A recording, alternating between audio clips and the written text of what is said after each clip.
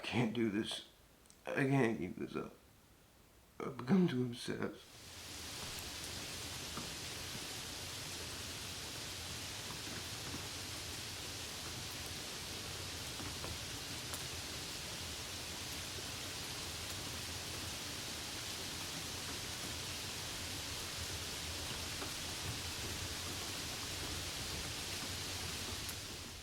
It is no secret that the U.S. is known for doing things that are not so popular to the American people, whether that be shutting down the entire country, invading foreign nations that literally did nothing to us, or the fact that they fund and do scientifically immoral things that may or may not try to control and manipulate the masses.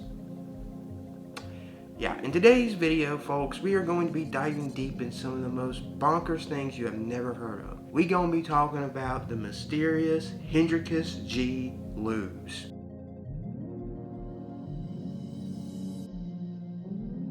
When looking into Mr. Lewis, the first thing you will notice is that he has quite a few patents. So what does the patents actually say? The patent shares some disturbing, quite chilling details about, well, controlling people's nervous systems. Now, at first glance, you may notice that some of these patents are normal. They are developments of aqua technology. However, it jumps completely into showing patents about, well, controlling people's nervous systems, like I said before. Now, to the average viewer, that may seem insane. It seems like something from a science fiction novel, but it is the truth. When looking through the patents, there are 12 patents detailing how to control people's nervous systems. But what do the patents actually say? Well, a patent released in June 7, 1995 says this: the invention pertains to influencing the nervous system of a subject by a weak externally applied magnetic field with a frequency near 1/2 Hertz and a range of amplitudes. Such fields can excite the 1/2 sensory resonance, which is the psychological effect involved in rocking the baby. Notice how it talks about manipulating nervous systems. Now, you may think this is bad already, but oh, it only gets worse, my friend. Another study claims psychological effects have been observed in a human subject in response to stimulation of the skin with weak electromagnetic fields that are pulsed with certain frequencies near 1/2 Hertz or 2.4 Hertz, such as to excite sensory resonance. Many computer monitors and TV tubes, when displaying pulsed images, emit pulsed electronic fields of sufficient amplitudes to cause such excitation. It is therefore possible to manipulate the nervous system of a subject by pulsing images displayed on a nearby computer monitor or TV set. For the latter, the image pulsing may be embedded in the program material, or it may be overlaid by modulating a video stream either as an RF signal or as a video signal. The image displayed on a computer monitor may be pulsed effectively by a simple computer program. For certain monitors, pulsed electromagnetic fields capable of exciting sensory responses in nearby subjects may be generated even as displayed images are pulsed with subliminal intensity. So what this study is saying is that they can control one's nervous system with TVs and monitors.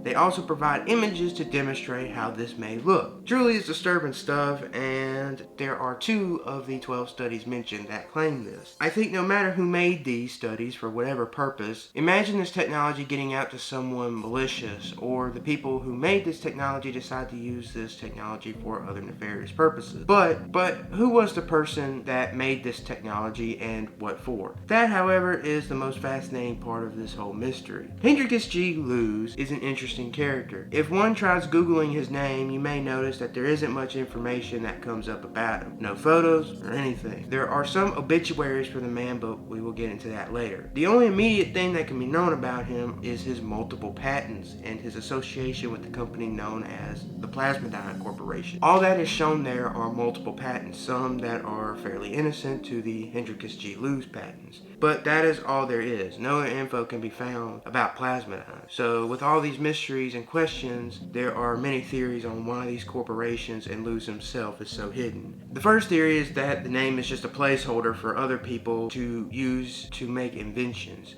An anonymous ghostwriter name, I guess you could say, so that these researchers can create this tech without being found out. The reason why they wouldn't want to be found out is because this tech is created for the US government, specifically the agency known as DARPA. The evidence of him maybe working for DARPA can be found in a study written by him called Quadratic Hadamard Memories. I guess that's how you pronounce it, written in 1989. So this leads to many to think that Plasmodon is itself a front created by DARPA. The evidence to suggest Luz isn't a real person is due to the fact there's hardly any evidence of his existence. Now, some may immediately point to the obituary that can be seen here, showing him having passed away in 2017. In the obituary, it claims he was from the Netherlands and immigrated to the US. It says that he used to live in California and that he left a wife and some children. It also is important that he was 95 years old when he died. If the dude existed, he left a pretty long life. It is important to notice that the obituary is fairly strange to say the least. The comments, at least to me, in the obituary are unnatural. It says this: "Still absorbing the memories. Rip Hulu." The only two that seem somewhat natural are a great teacher and a most interesting man. And when I was a physics student at UCI, I occasionally asked Hank about homework problems. He didn't need the text and derived all the necessary questions from first principles. He told me that his brain was like a hard drive and he couldn't waste precious space with ancillary equations, so he memorized only the few facts he needed to and derived the rest. His principles are so true in life too. Hank was an important inspiration in my life. Thank you, Hank. We will all miss you. Rip, my friend. Pretty weird to say the least, that none of these people can be tracked. Now, the last theory that is worth noting is that Luz is a pseudonym for a man named Dr. Ross Adee. Adee, born in 1922 and later died in 2002, was a decorated scientist himself. He himself wrote many studies and writing on people's brains and nervous systems. Many of these studies are about the effects of electromagnetic waves and how they can be used therapeutically. He also has experience talking about the effects of LSD. It all began in a laboratory very much like this one. In 1938, Dr. Albert Hoffman in Switzerland was looking for new drugs in the treatment of migraine headaches. He had been studying substances that came from the mold that grow on rye plants. Now, it turned out that these substances were of no use in the treatment of migraine headaches, but subsequent investigation showed that they are very fascinating indeed in the changes that they produce in our mental state. It was found that these substances could produce a change in mental state closely resembling some forms of insanity, in particular schizophrenia.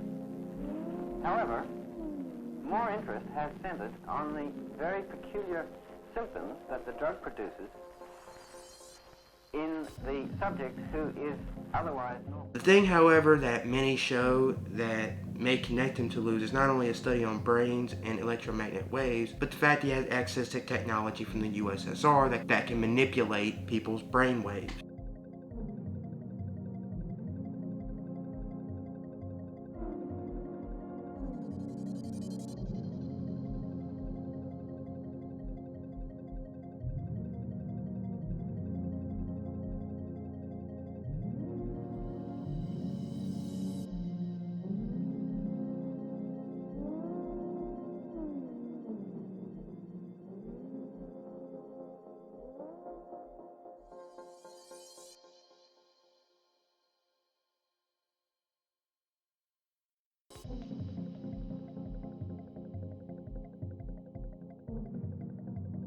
He has also experimented on monkeys showing similar things. Now, it must be said that this is all alleged and that there's no real evidence to show that he is Luz, so I don't want his name to be tarnished or dragged through the mud. He genuinely did seem to create studies not for malicious purposes, but to help people. However, he is still worthy to note, even if he is more than likely not Luz himself, due to the fact he believes and shows proof that humans can manipulate people's nervous systems. This should not be foreign to the US that, it would create patents like this. It's not foreign for them to do stuff like this. The US is known for doing weird things and messed up things behind the scenes, whether that be MKUltra, which many believe this is a part of that, to spy on all of our activities later exposed by Edward Snowden. If anything, this just shows that the US government should not be trusted, and the fact is whether this tech will be used on US citizens. We will never know. But that is all for today's video. If you liked the video, please leave a like, subscribe, and I'll catch you next time.